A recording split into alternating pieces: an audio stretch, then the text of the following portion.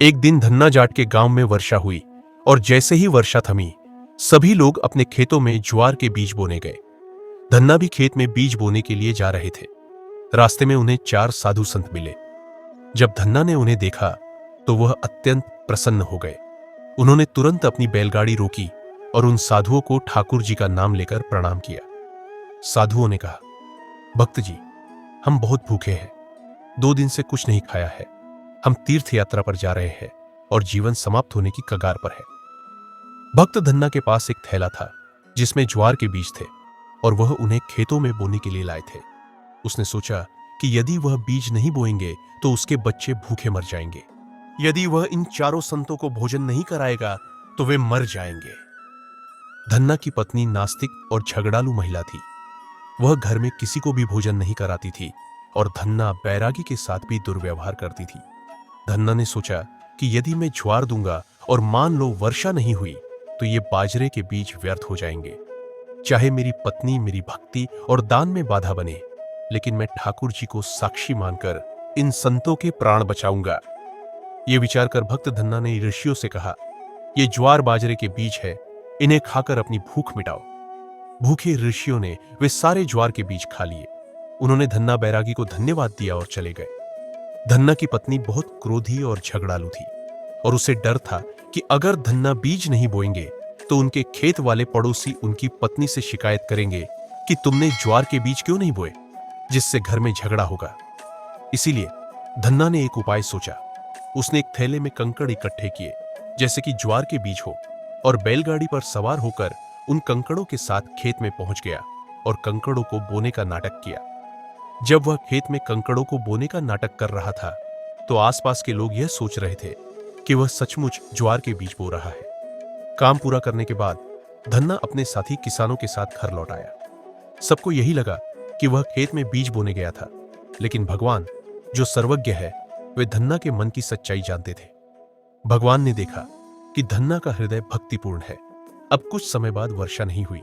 सबके ज्वार की फसल 2 महीने बाद 1-2 फीट ही बढ़ी। धन्ना के खेत में लौकी खूब उगाया। पूरा खेत लौकी से भर गया। पड़ोसी खेत वाले की पत्नी ने धन्ना की पत्नी से कहा, क्या तुमने खेत में ज्वार नहीं बोया? तुम्हारे खेत में तो लौकी उगाया है। धन्ना जाट की पत्नी ने सोचा, पति से तो बाद में निपट लूंगी, पहले खेत तो देख लूं। उसने देखा कि सबके खेतों में ज्वार और बाजरा उगा है। वह क्रोधित हो गई और उसने एक लौकी तोड़ी जिसे वह अपने सिर पर रखकर घर आ गई। वह धन्ना बैरागी पर चिल्लाई, तूने ज्वार के बीज किसे खाने को दिए? सबके खेत में ज्वार उगी है और तेरे खेत में तुम्बे उगे हैं। क्या बच्चे तुझे खाएंगे? यह कहकर उसने झल्लाहट में लौकी को तेजी से भक्त धन्ना जाट के सिर पर फेंक दिया और कहा, देख अपना कारनामा। किसी तरह धन्ना ने अपना सिर बचाया। धन्ना तो सुरक्षित रहा, पर लौकी जमीन पर गिरते ही टुकड़े टुकड़े हो गया। उसमें से 5 किलो ज्वार निकला, एकदम साफ बीज जैसा जो बोने के काम आ सकता है। बाजरे को देखकर धन्ना की पत्नी का गुस्सा एकदम शांत हो गया। उसने बीज घर में चादर पर रखे और लौकियां लाने के लिए खेत में चली गई। उसने लौकियां तोड़नी शुरू की और देखते ही देखते चादर पर ज्वार का ढेर लग गया। पीछे से धन्ना भगत भी आ गया। भगत धन्ना जाट का भगवान से इतना प्रेम था कि भगवान की कृपा से बिना बीज बोए ही खेतों में अन्न पैदा हो गया। इस प्रकार भगवान ने चमत्कार करके अपने प्रिय भक्त को आशीर्वाद दिया। भगवान अपने निष्ठावान भक्तों के साथ ऐसा ही करते हैं। अपने ऊपर समस्त जग के नाथ ठाकुर जी महाराज की कृपा होते देख वह खुश हुआ और उन्हें प्रणाम किया। बाकी सभी किसानों की फसलें नष्ट हो गई क्योंकि तब बारिश नहीं हुई थी। सारे गांव में खबर आग की तरह फैल गई कि भक्त धन्ना के खेत में लौकियों में बाजरा उगा है। भगत धन्ना अपनी विनम्रता और ईमानदारी के लिए प्रसिद्ध थे। वे कभी भी लालच नहीं करते थे। एक दिन उन्होंने अपनी पत्नी से कहा, अब और लौकी मत लाना, भगवान की कृपा से हमारे पास पर्याप्त हिस्सा है। चलो, बचा हुआ ज्वार के बीज हम उन जरूरतमंद ग्रामीणों में बांट देते हैं। लेकिन उनकी पत्नी, जो लालच से भरी हुई थी, उनकी बात नहीं मानी और लगातार लौकी लाती रही। बाद में जब लौकी को काटा गया तो उसमें ज्वार के बीज की बजाय केवल फूल निकले। यह देखकर उसने अपना तरीका बदल लिया। तब धन्ना ने अपने ईमानदार तरीके से बाकी किसानों से कहा, देखो, भगवान ने हमारे हिस्से का ज्वार हमें दिया है और अब वह आपके लिए भी बचा हुआ है।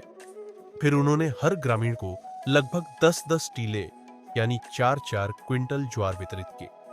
उन्होंने खुद अपने परिवार के लिए उतना ज्वार रखा जो उन्हें पूरे 1 साल तक खाने के लिए पर्याप्त था। ग्रामीणों ने भक्त धन्ना की सच्चाई और ईमानदारी की सराहना की और उनका दिल से सम्मान किया। भगवान के इस चमत्कार और कृपा से धन्ना भगत की पत्नी में आस्था और बढ़ गई और इस घटना के बाद वह भी भक्ति में लग गई। भगवान साधु संतों और जरूरतमंदों की सेवा करना उसके लिए भी अपने पति की तरह ही प्राथमिकता बन गई। फिर भगवान की कृपा से पति पत्नी दोनों का कल्याण हुआ। अगर आप भी ठाकुर जी के सच्चे भक्त हैं तो इस वीडियो को लाइक करें, हमारे चैनल को सब्सक्राइब करें और कमेंट में दिल से जय श्री कृष्ण लिखकर अपने भक्ति भाव को प्रकट करें। भगवान श्री कृष्ण की कृपा से जुड़ी और भी भक्ति से भरपूर वीडियो देखने के लिए हमारे चैनल को जरूर विजिट करें।